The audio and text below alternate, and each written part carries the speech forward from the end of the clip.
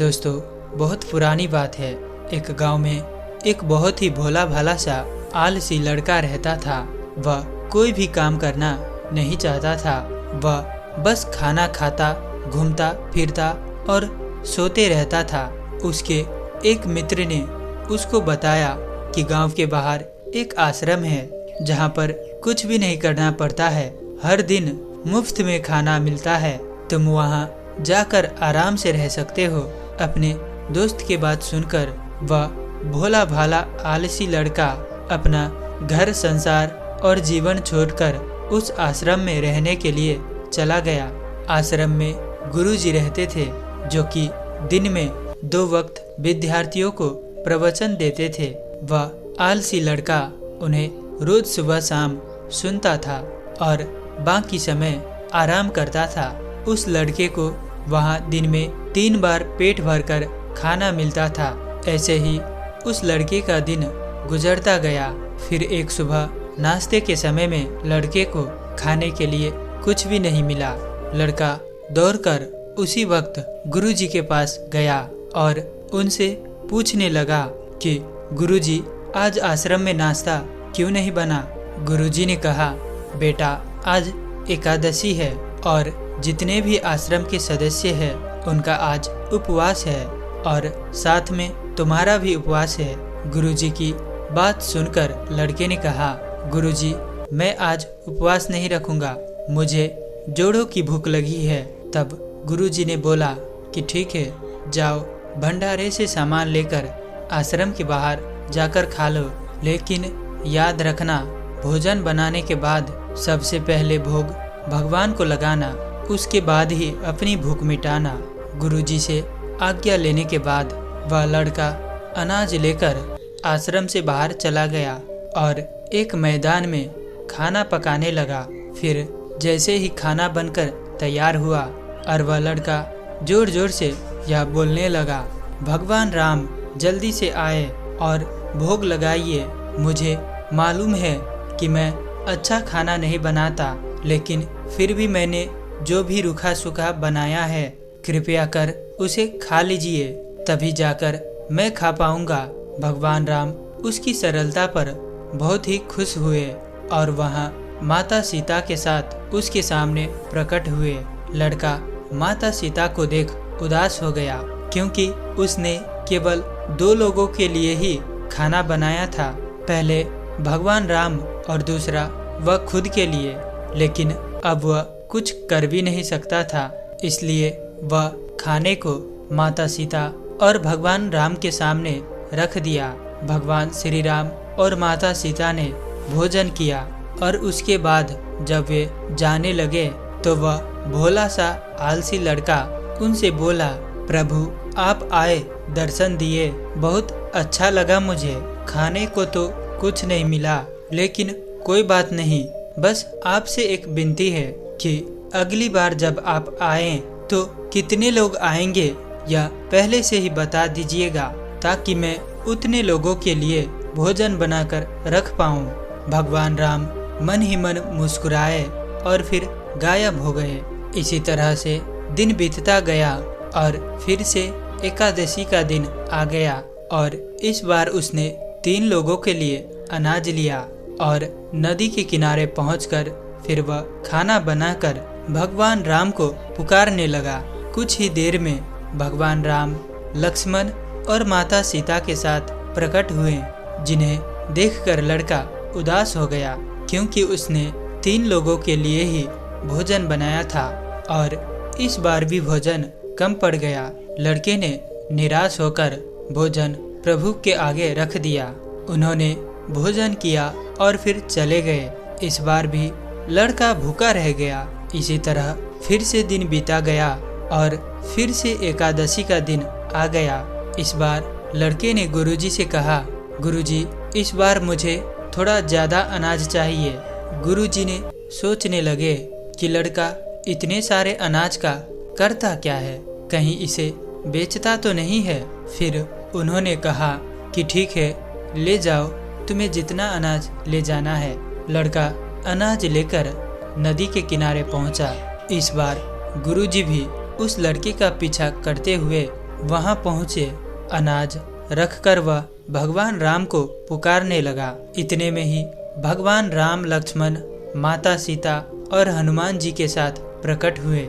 लड़के ने देखा कि इस बार प्रभु के साथ आए लोगों और उसे मिलाकर कुल 5 लोग हैं, तो उसने प्रभु के सामने हाथ जोड़कर कहा कि हे प्रभु, मुझे माफ करना। आप जब भी आते हो मुझे संख्या पता नहीं होती है और मेरी हिम्मत भी नहीं होती है कि मैं इतने सारे लोगों के लिए भोजन बना पाऊं। आप खुद आइए और भोजन बनाकर खाइए। गुरुजी ने जब लड़के की बात सुनी कि यह लड़का शायद पागल हो गया है, यह अपने आप से ही बातें कर रहा है, फिर गुरुजी उस लड़के के पास आकर कहते हैं, तुम यह क्या कर रहे हो? लड़का कहता है, गुरुजी, आपको दिखाई नहीं रहा है कि भगवान श्री राम पधार चुके हैं, माता सीता आई हुई है, हनुमान जी और लक्ष्मण जी भी आए हुए हैं। गुरुजी ने कहा, तू क्या पागल हो गया है? अपने आप से ही बातें कर रहा है, मुझे तो यहाँ कोई भी दिखाई नहीं दे रहा है। गुरुजी की बातें सुनकर लड़का गुस्सा हो गया और बोला, हे प्रभु, आप ये क्या कर रहे हो? एक तो मुझे भूखा रखा है और गुरुजी को दर्शन नहीं दे रहे हो, ये मुझे पागल समझ रहे हैं। कृपया करके गुरुजी को भी दर्शन दो। लड़के की बात सुनकर भगवान राम बोले, नहीं, मैं इन्हें नहीं दिखाई दे सकता। लड़का बोला, क्यों नहीं दिखाई दे सकते हैं? मेरे गुरुजी तो बहुत महान है, बहुत बड़े ज्ञानी और ज्ञाता हैं। तभी भगवान बोले, हाँ, ज्ञानी और ज्ञाता होंगे, लेकिन तुम्हारी तरह सरल नहीं है। जो सरलता तुम में है वह तुम्हारे गुरुजी में नहीं है। लड़के ने यह बात अपने गुरुजी से कह दी कि भगवान श्री राम कह रहे हैं कि आप में सरलता नहीं है, आप मेरी तरह सरल नहीं है, इसलिए वे आपको नहीं दिखाई दे सकते हैं। लड़के की बातें सुनकर गुरुजी की आंखें नम हो गई और गुरुजी बोले, बिल्कुल सही कहा, मेरे अंदर तुम्हारे जितनी सरलता नहीं है। इतना कहकर गुरुजी रोते हुए भगवान से क्षमा मांगने लगे और फिर इतने में ही भगवान राम ने गुरुजी को भी दर्शन दिए। दोस्तों, इस कहानी से हमें यह ज्ञान मिलती है कि जीवन में सरलता सबसे ज़्यादा जरूरी है। जो व्यक्ति अपने आप पर घमंड करता है वह सरल नहीं हो सकता। इसीलिए जीवन में हमेशा सरल व्यक्ति बनकर जिए। दोस्तों, एक बार की बात है, किसी गांव में एक साधु बाबा रहा करते थे। पूरे गांव में वह अकेले साधु थे, जिस वजह से पूरे गांव से उन्हें कुछ न कुछ दान में मिलता ही रहता था।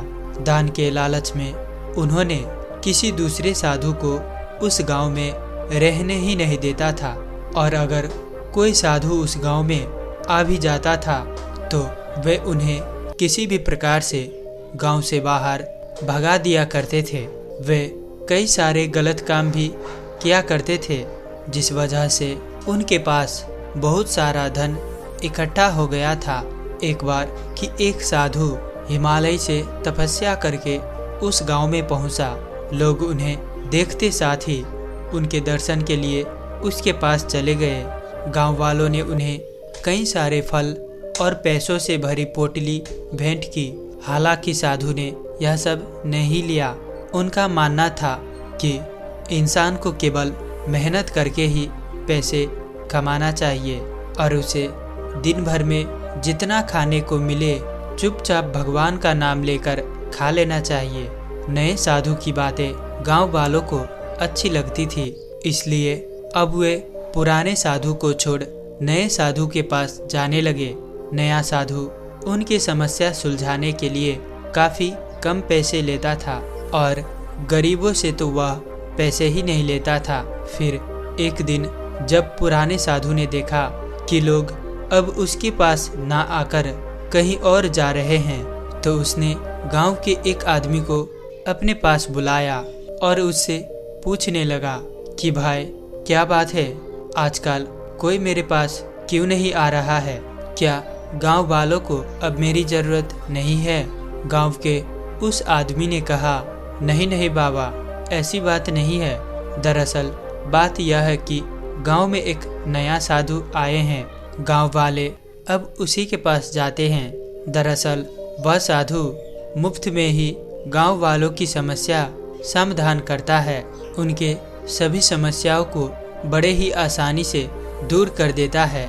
गांव के उस आदमी की बात को सुनकर पुराने साधु को काफ़ी गुस्सा आ गया। उसने निर्णय किया कि वह उस नए साधु को नहीं छोड़ेगा। अगले ही दिन पुराने साधु ने एक चोर को बुलाया और कहा कि गांव में जो नया साधु आया है उसे तुम इतना परेशान करो कि वह तंग आकर इस गांव को छोड़कर चला जाए। बदले में मैं तुम्हें इनाम दूंगा। चोर ने पुराने साधु की बात मान ली। वह नए साधु के पास गया और चुपके से उसके पास पड़े पैसे चुरा लिया। साथ ही उसकी कुटिया में भी आग लगा दिया। साधु छटपटाता हुआ कुटिया से बाहर निकला और जैसे तैसे अपनी जान बचाकर वहां से भाग गया। पुराने साधु को जब यह बात पता चली तो वह खुशी के मारे झूम उठा। वह बहुत खुश हुआ और उसने चोर को इनाम दिया। चोर भी इनाम पाकर खुश हो गया। फिर उसने सोचा कि पुराने साधु के पास तो पक्का बहुत ही ज्यादा धन होगा, तभी तो वह इतने पैसे मुझे इनाम में दे रहा है। अब चोर की नज़र पुराने साधु के धन पर थी। वह चोर किसी भी प्रकार से उसके धन को हड़पना चाहता था। वह चोर उसके सभी धन संपत्ति, रुपए पैसे को चुरा लेना चाहता था। तभी उसने एक योजना बनाई और एक विद्यार्थी का रूप बना करके उसी पुराने साधु के पास पहुंच गया। उसने साधु से अपना शिष्य बनाने का आग्रह किया।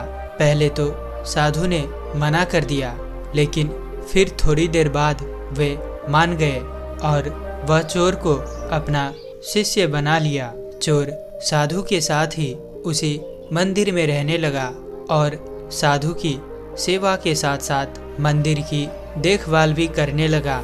वह चोर की सेवा ने उन साधु को खुश कर दिया। एक दिन जब वह साधु को किसी एक दूसरे गांव से निमंत्रण आता है और वह अपने शिष्य यानी कि उस चोर के साथ वहां जाने के लिए तैयार हो गया। साधु ने अपने सभी धन को अपनी पोटली में बांध लिया। चलते चलते रास्ते में उन्हें एक नदी मिली। वह साधु ने सोचा कि क्यों न गांव में प्रवेश करने से पहले इस नदी में एक बार स्नान कर लिया जाए। फिर वह साधु ने अपने उस धन को एक पेड़ के पीछे छिपाकर रख दिया और चोर से उसकी देखभाल करने के लिए कहकर वह नदी की ओर मजे से चले गए। वह चोर की खुशी का ठिकाना नहीं रहा। उसे जिस मौके की तलाश थी उसे आज वह मौका मिल ही गया था। उसकी बरसों की तपस्या आज पूरी हो गई। वह चोर आज तक इससे पहले कभी भी इतना सारा धन एक साथ नहीं देखा था। उसे अब इतना सारा धन देखकर रहा नहीं गया। जैसे ही साधु ने नदी में डुबकी लगाई, चोर सारा सामान लेकर वहां से छूमंतर हो गया। फिर जैसे ही साधु नदी से नहाकर वापस आया, उसे न तो शिष्य मिला और न ही उसका सामान। साधु यह सब देख अपना सिर पकड़कर रोने लग गया और कहने लग गया कि मैंने जैसा नए साधु के साथ उनका सारा संपत्ति चोरी करवाया था, वैसा ही मेरे साथ भी किसी ने चोरी कर लिया, मुझे बर्बाद कर दिया। और वह साधु को अब यह सीख मिल चुका था। अब वह समझ चुका था कि हम जैसा कर्म करते हैं हमें वैसा ही होता है। जैसा करनी वैसा ही भरनी। अगर हम दूसरों के साथ बुरा करेंगे तो हमारा साथ भी बुरा ही होगा। इसके बाद वह कभी भी किसी को कुकर्म करना, लोगों को ठगना छोड़ दिया और तब से वह पूरी तरह से सुधर गए। दोस्तों, इस कहानी के माध्यम से मैं यही बताना चाहता हूँ कि अक्सर लोग बहुत सारे गलती करते हैं व किसी के साथ दुर्व्यवहार करते हैं व हिंसा भी करते हैं। जाने अनजाने में पाप या कुकर्म कर बैठते हैं और उन्हें वह कुकर्म के व दुर्व्यवहार के उन्हें बार बार वैसा ही फल भी प्राप्त हो जाता है। वह कुकर्म के अपने व्यवहार के प्रति उन्हें कई बार समस्या भी भोगना पड़ता है। उनके साथ भी बुरा होता रहता है, लेकिन फिर भी कई सारे ऐसे लोग होते हैं कि वह अपने इस कुकर्म से बाज नहीं आते हैं, वह दुर्व्यवहार हिंसा करना नहीं छोड़ते हैं। ऐसे लोग जीवन भर दुखी होते हैं। जो बुरा करता है उनके साथ कभी भला नहीं हो सकता, और जो जीवन में एक बार बुरा करके उससे कुछ सीख लेता है, उनसे अपना जीवन सुधार लेता है। इसी कहानी के वह साधु की तरह बदल जाता है।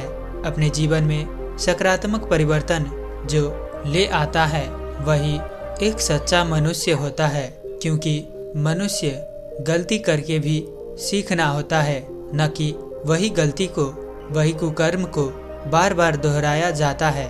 तो दोस्तों, हमें यह बात ध्यान रखनी है कि हम जब एक बार किसी के बुराई या कुकर्म या किसी भी पाप कर्म करते हैं तो दोबारा हम उससे सबक लेकर जीवन को एक नई दिशा, सकारात्मकता की ओर ले जाना चाहिए। ऐसे लोग जीवन में सफल होते हैं। तो दोस्तों, उम्मीद है कि आपको कहानी पसंद आई होगी, तो इसीलिए इस वीडियो को लाइक और अपने दोस्तों के साथ शेयर करना बिल्कुल मत भूलिएगा। और साथ ही हमें सपोर्ट करने के लिए इस चैनल को सब्सक्राइब जरूर से करिएगा। और अंत तक कहानी में बने रहने के लिए मैं किशन शर्मा आप सभी का दिल से बहुत बहुत धन्यवाद करता हूँ। तो मिलते हैं ऐसी कोई और नई वीडियो में, तब तक के लिए अपना ख्याल रखें। धन्यवाद।